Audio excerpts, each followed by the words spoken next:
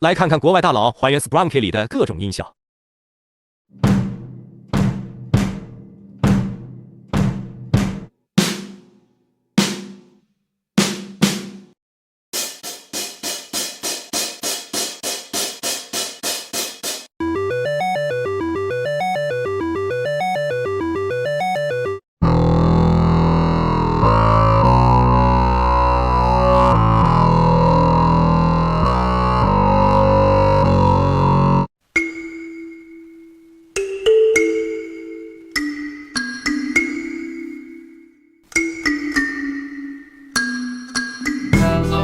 Would you like to have some fun and become retarded?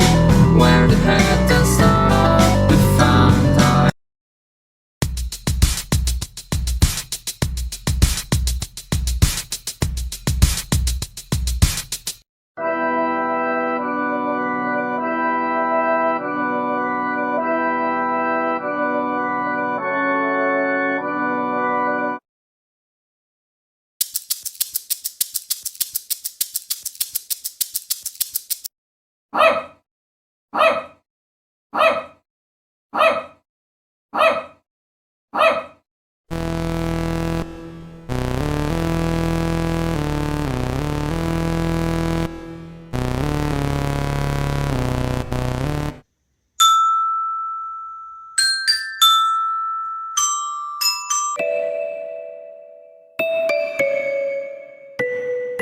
Hello, would you like to have some fun?